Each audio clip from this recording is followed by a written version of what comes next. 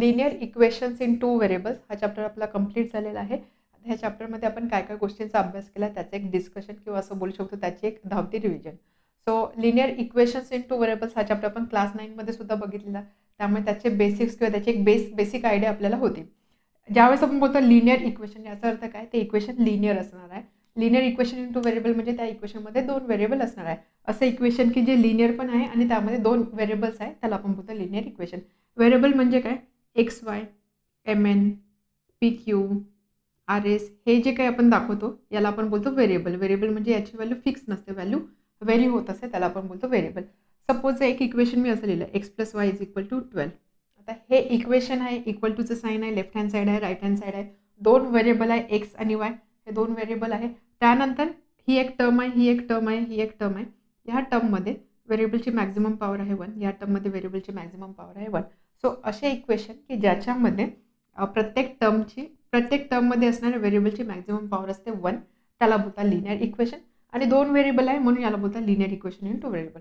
आता हे जर ग्राफिकली आपण बोललो तर ग्राफिकली ज्यावेळेस आपण लिनियर इक्वेशन प्लॉट करतो त्यावेळेस प्रत्येक केसमध्ये आपल्याला एक स्ट्रेट लाईनच मिळते.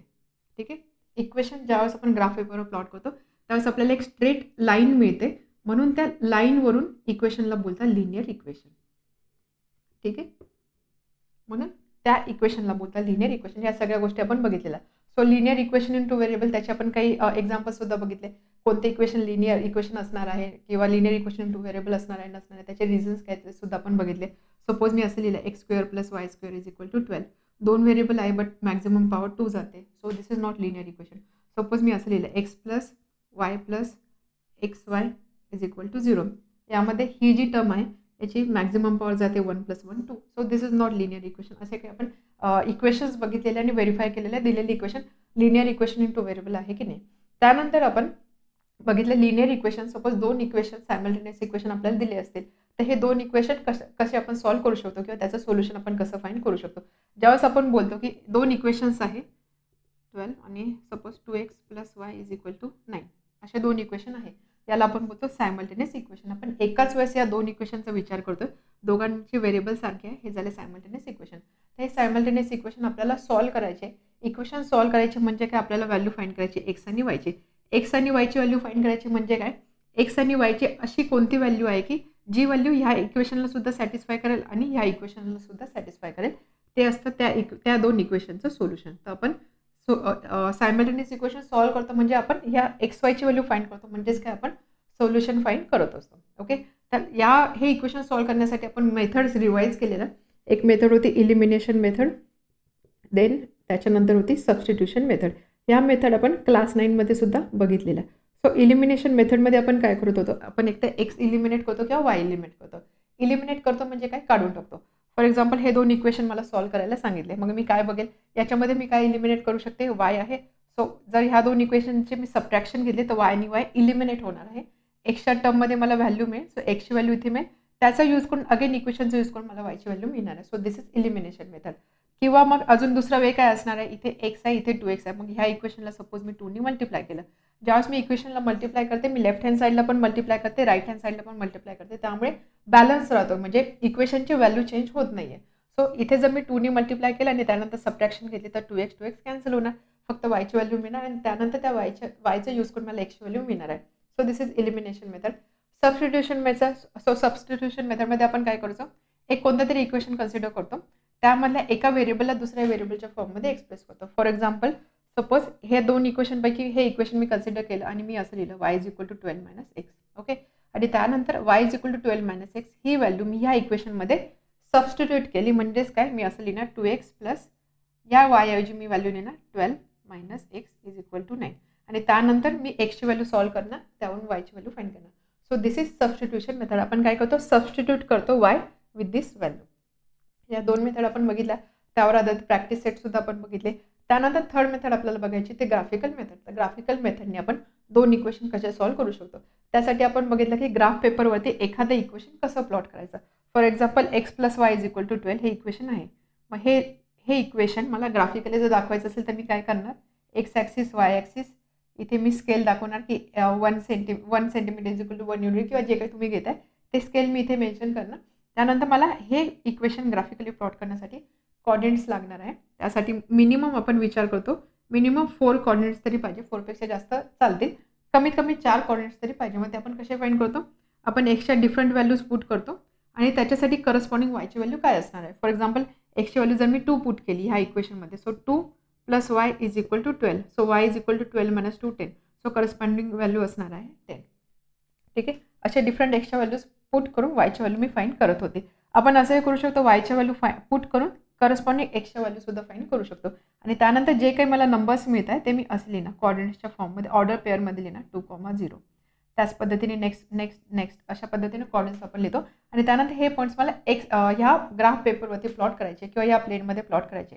2, 0 म्हणजे काय, एक्सचा 2 कुठे आहे इथे आणि 10 कुठे आहे वायचा इथे, सो पॉईंट असणार आहे इथे. अशा पद्धतीने असे डिफरंट पॉईंट्स प्लॉट करून अशी एक लाईन मी ड्रॉ करत होते. तर ही जी लाईन आहे ही लाईन हे इक्वेशन रिप्रेझेंट करेल असं आपण बोलत होतो. तर ज्यावेळेस आपण 2 सायमल्टेनियस इक्वेशन ग्राफिकली सॉल्व्ह करतो त्यावेळेस आपण काय करतो, दोन्ही इक्वेशनचे ग्राफ प्लॉट करतो. सायमल्टेनियस इक्वेशनचं सोल्युशन म्हणजे काय, आपण असा पॉईंट शोधण्याचा प्रयत्न करतो की जो पॉईंट दोन्ही इक्वेशनला सॅटिस्फाय करेल.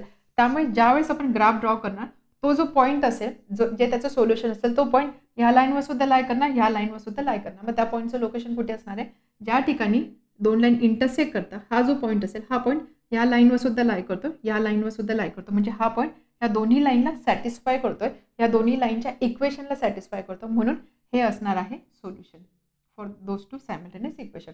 सो थोडक्यात काय, ग्राफिकल मेथडने ज्यावेळेस आपण 2 लिनियर इक्वेशन सॉल्व्ह करत होतो त्यावेळेस आपण ग्राफ ड्रॉ करायचो, लाईन्स ड्रॉ करायचं आणि या 2 लाईन एकमेकांना कुठे इंटरसेक्ट करतात तो पॉईंट बघायचा. तो जो इंटरसेक्शन पॉईंट असेल तो पॉईंट असणार आहे त्या 2 सायमल्टेनियस इक्वेशनचं सोल्युशन. ठीक आहे, तर यावर आधारित बरेचसे क्वेश्चन आपण सॉल्व्ह केले की ग्राफिकल मेथडनी सायमल्टेनियस इक्वेशन कसे सॉल्व्ह करायचे. त्यासाठी आपण एक स्टँडर्ड प्रोसिजर फॉलो करत होतो. असं एक टेबल बनवायचं दोन्ही इक्वेशनसाठी, फर्स्ट स्टेप असा टेबल बनवायचं, मग नंतर ग्राफवरती त्या 2 लाईन ड्रॉ करायचो, इंटरसेक्शन पॉईंट कोणता आहे तो पॉईंट असणार आहे त्याचं सोल्युशन. ठीक आहे, हे झाले ग्राफिकल मेथड. त्यानंतर अजून एक मेथडचा आपल्याला अभ्यास करायचा होता, दॅट इज क्रॅमर्स रूल. त्याला बोलतात क्रॅमर्स रूल किंवा त्याला बोलतात क्रॅमर्स मेथड किंवा त्याला अजूनही बोलतात डिटर्मिनंट मेथड. क्रॅमर हे एका मॅथमॅटिशियनचं नाव आहे, त्यावरून त्या मेथडचं नाव आलेलं आहे. सो डिटर्मिनंट मेथड किंवा क्रॅमर्स मेथड बघण्यासाठी आपण आधी बघितलं व्हॉट इज डिटर्मिनंट. डिटर्मिनंट म्हणजे काय, डिटर्मिनंट जनरली आपण कॅपिटल लेटरने दाखवतो आणि असे काही नंबर्स 2 वर्टिकल लाईनच्या मध्ये लिहिलेले असतात. आणि ही जी हा जो डिटर्मिनंट आहे ना, हा एक नंबर काहीतरी रिप्रेझेंट करतो, it represents a number. Suppose determinant असं असेल ABCD काही नंबर्स आहे. डिटर्मिनंटची व्हॅल्यू कशी फाइंड करतो आपण, या 2 नंबरचा प्रॉडक्ट फाइंड करतो, त्यामधून या 2 नंबरचा प्रॉडक्ट मायनस करतो. सो AD - BC अशा पद्धतीने आपण डिटर्मिनंटची व्हॅल्यू फाइंड करत होतो. फॉर एक्झाम्पल सपोज 1 2 3 4 असा डिटर्मिनंट राहिला असतं. ठीक आहे, याची व्हॅल्यू काय राहिली असती, 1 × 4 4, 4 - 3 × 2 6, 4 - 6 ती राहिली असती ह्या डिटर्मिनंटची व्हॅल्यू. तर डिटर्मिनंटबद्दल आपण एवढंच बघितलं. डिटर्मिनंटमध्ये हे जे हॉरिझॉन्टल असं याला आपण बोलतो रो, वर्टिकल जे असतात त्याला बोलतात column. So this is row 1, this is row 2, this is column 1, this is column 2 हे आपण बघितलेलं. त्यानंतर या आपण 2 रो आणि 2 कॉलम कन्सिडर करतोय, म्हणून आपण असं बोलतो की याची डिग्री आहे 2. ठीक आहे, तसे डिटर्मिनंट असे सुद्धा तुम्हाला मिळते, 3 रोज आहे, 3 कॉलम्स आहे, 4 रोज आहे, 4 कॉलम्स आहे. बट आपण इथे 2 इक्वेशन कन्सिडर करतो, 2 व्हेरिएबल कन्सिडर करतो, त्यामुळे आपल्याला डिटर्मिनंट फक्त असाच लागणार आहे की ज्यामध्ये 2 रोज असणार आहे आणि 2 कॉलम्स असणार आहे. ओके, त्यानंतर आपण बघितलं ॲक्च्युअल क्रॅमर्स रूल किंवा डिटर्मिनंट मेथड म्हणजे काय. त्यासाठी आपण 3 स्टेप्स बघितल्या. फर्स्ट स्टेप आपल्याला काय करायचं आहे, आपल्याला दिलेले दोन्ही सायमल्टेनियस इक्वेशन या फॉर्ममध्ये पाहिजे, x + by = c. म्हणजे काय, सपोज इक्वेशन असं आहे 2x + 4y - 10 = 0. मग ह्या इक्वेशनला या फॉर्ममध्ये आणायचं तर मी काय करणार, 2x + 4y = 10. फक्त कॉन्स्टंट जो आहे तो राईट हँड साईडला पाठवतोय आपण. ठीक आहे, तर ह्या फॉर्ममध्ये आपण इक्वेशन आणतो, दोन्ही इक्वेशन. त्यानंतर आपण सपोज आपण 2 इक्वेशनच घेऊया. एक इक्वेशन आहे 2x + 4y = 10 आणि अनदर इक्वेशन आहे x + y = 6 फॉर एक्झाम्पल. ठीक आहे, 2 रँडम इक्वेशन्स मी घेतलेले आहे. आता हे 2 इक्वेशन मला क्रॅमर्स रूलने सॉल्व्ह करायचे. फर्स्ट ऑफ ऑल मी या स्टँडर्ड कंडिशनमध्ये आणले, राईट हँड साईडला कॉन्स्टंट नंबर आहे. त्यानंतर सेकंड स्टेप होते, आपण व्हॅल्यू फाइंड करतो dx आणि dyची. dx dy म्हणजे काय, हे सगळे डिटर्मिनंट्सच असणार आहे. dx dy आपण डीच्या रेफरन्सने फाइंड करतो. डी म्हणजे काय, हे जे 2 इक्वेशन आहेत त्याची लेफ्ट हँड साईड कन्सिडर करायची. एक्स आणि वाय सोबत कोणते नंबर दिसत आहेत ते नंबर इथे लिहायचे, नेहमी सिक्वेन्सनेच लिहायचे. म्हणजे हा फर्स्ट इक्वेशनचा आपण कन्सिडर करतो तर दिस इज 2 4, सेकंड असेल तर 1 1. So this is D. Coefficient आपण लिहितोय. ही झाली व्हॅल्यू ऑफ डी. डीएक्स ची व्हॅल्यू कशी फाइंड करतो? एक्स जो आहे एक्स फर्स्ट पोझिशनला आहे म्हणून एक्सचा कॉलम आपल्याला रिप्लेस करायचा. त्यामुळे काय करायचं, सॉरी हे दोन इक्वेशन आपण विचार करतोय. एक्सचा कॉलम आपल्याला रिप्लेस करायचा म्हणून आपण काय करतो, second column as it is ठेवतो. डीवायची व्हॅल्यू फाइंड करायची, वायचा कॉलम रिप्लेस करायचा म्हणजे सेकंड कॉलम आपल्याला रिप्लेस करायचा, first column as it is राहणार आहे. बट इथे काय असणार आहे, इथे असणार आहे हे जे राईट हँड साईडला हे जे नंबर्स लिहिले ना याचा सुद्धा कुठेतरी यूज झाला पाहिजे. तर हे जे नंबर्स आहेत ते आपण इथे लिहितो. सो 10 याला आपण बोलतो C1 C2. आपण असं लिहित होतो ना A1x plus B1y is equal to C1, A2x plus B2y is equal to C2. तर C1 C2ची व्हॅल्यू आपण इथे लिहितो. सो इथे असणार 10 6, इथे असणार आहे 10 6. त्यानंतर डिटर्मिनंटची व्हॅल्यू फाइंड करणार 2 × 1 मायनस 4 × 1. त्याच पद्धतीने या तिन्ही व्हॅल्यू पण फाइंड करणार. सेकंड स्टेप झाली. थर्ड स्टेपमध्ये आपण काय करतो, तर यामध्ये प्रत्येक ठिकाणी बघा ही जी डिटर्मिनंटची व्हॅल्यू नेहमी नॉट इक्वल टू 0 असणार आहे, काहीतरी नंबर असणार आहे. ठीक आहे, कधीच 0 नसेल, नॉन 0 व्हॅल्यू आपल्याला मिळते. Next step x is equal to dx upon d, y is equal to dy upon d. फक्त ह्या ज्या व्हॅल्यूज आहे ह्या ज्या व्हॅल्यूज आपल्याला मिळत आहेत, 3 नंबर्स मिळत आहेत, त्यांचे फक्त रेशोज घ्यायचे. X equal to dx upon d, y is equal to dy upon d. X y ऐवजी एम एन सुद्धा व्हेरिएबल असेल तर m is equal to dm upon d, n is equal to dy upon dn upon d. आणि इथे आपण लिहिणार dm आणि इथे आपण फाइंड करणार dn जर इन केस व्हेरिएबल वेगळे असतील तर. अशा पद्धतीने आपण एक्स आणि वायची व्हॅल्यू म्हणजे दिलेल्या दोन सायमल्टेनियस इक्वेशनचं सोल्युशन फाइंड करत होतो. अगदी इझी मेथड होती. तर ज्यावेळेस तुम्हाला असं वाटत असेल की डिटर्मिनंटची व्हॅल्यू फाइंड करणं इझी जाईल त्या केसमध्ये तुम्ही क्रॅमर्स रूल यूज करू शकता. त्यानंतर आपण बघितलं काही इक्वेशन्स असतात जे लिनियर नसतात. फॉर एक्झाम्पल एक इक्वेशन आहे 2 upon x plus 3 upon y is equal to 10. Okay, आता हे इक्वेशन लिनियर आहे का नाही, लिनियर का नाही, कारण याला जर मी सिम्प्लिफाय केलं 2y plus 3x upon xy is equal to 10 म्हणजे थोडक्यात 3x plus 2y minus 10xy is equal to 0. xyची टर्म आहे, सो ही कंडिशन व्हायोलेट होते म्हणजे this is not linear equation. मग असे इक्वेशन कसे सॉल्व्ह करायचे, तर यामध्ये जनरली सपोज हे एक इक्वेशन आहे, दुसरी इक्वेशन होतं 1 upon x plus 2 upon y is equal to 5 for example. तर यामध्ये बघायचं काहीतरी पॅटर्न तुम्हाला दिसतो. इथे 1 अपॉन एक्स आहे, 1 अपॉन वाय आहे, 1 अपॉन एक्स आहे, 1 अपॉन वाय आहे. मग ह्या केसमध्ये काय करायचं, या ज्या टर्म्स आहे ह्या टर्म्सला एका दुसऱ्या व्हेरिएबलने रिप्लेस करायचं. फॉर एक्झाम्पल इथे आपण रिप्लेस करणार 1 अपॉन एक्सला एमनी, 1 अपॉन वायला एननी. त्यामुळे हे इक्वेशन काय होणार, 2 अपॉन एक्स म्हणजेच काय 2 multiplied by 1 upon x. 1 upon एक्सला आपण एमने रिप्लेस करतो. So this is 2m plus 3n is equal to 10 आणि हे इक्वेशन आहे m plus 2y is equal to 5.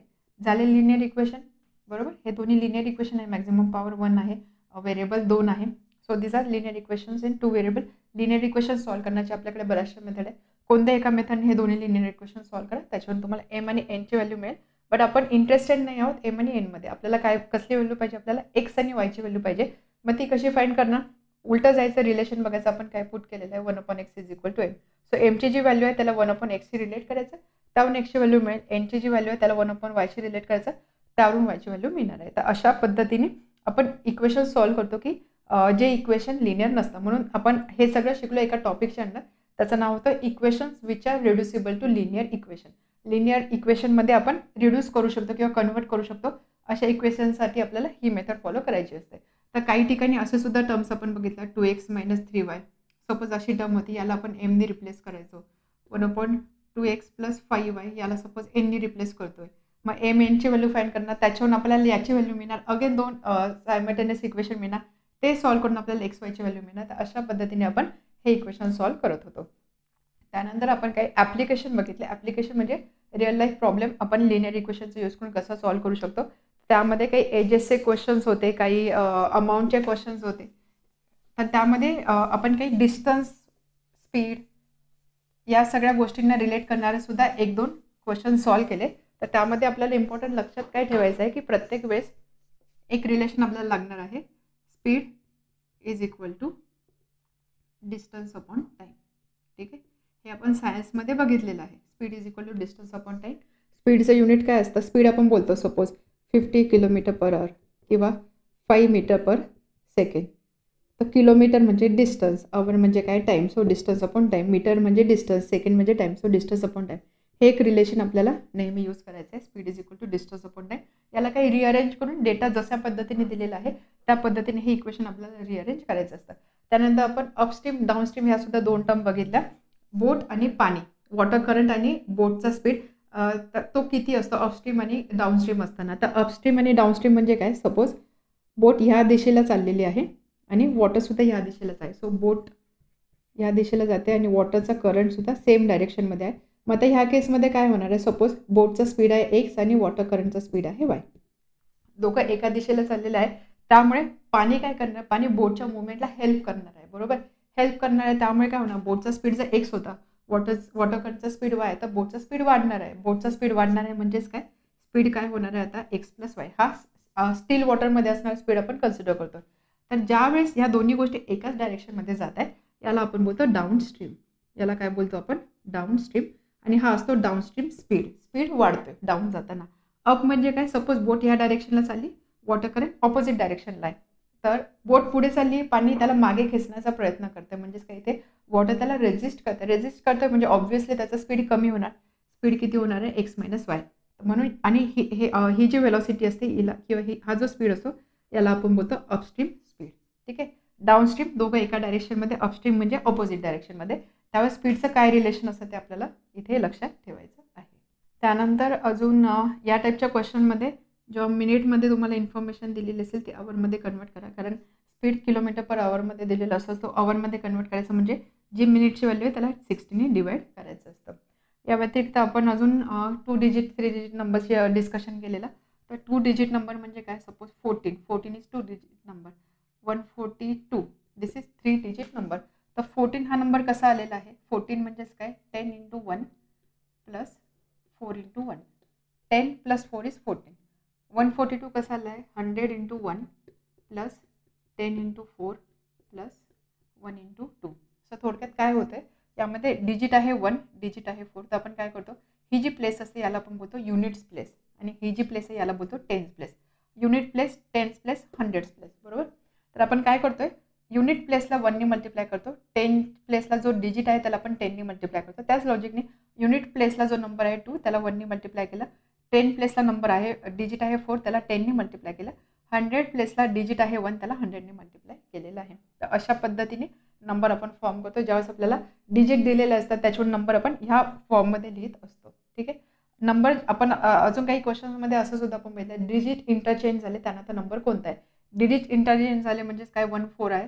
यामध्ये जर हे डिजिट इंटरचेंज झाले हा नंबर होणार 41.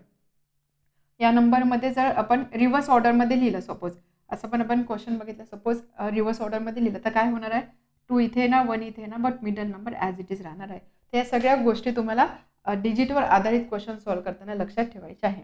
तर अशा पद्धतीने आपण चॅप्टर कंप्लीट केलेला आहे. जर तुम्हाला असं वाटत असेल की ह्या व्हिडिओजमधनं खरोखर तुम्हाला काही शिकायला मिळत आहे तर प्लीज तुमच्या मित्रमैत्रिणींसोबत हे व्हिडिओज नक्की शेअर करा. Thank you very much. All the best.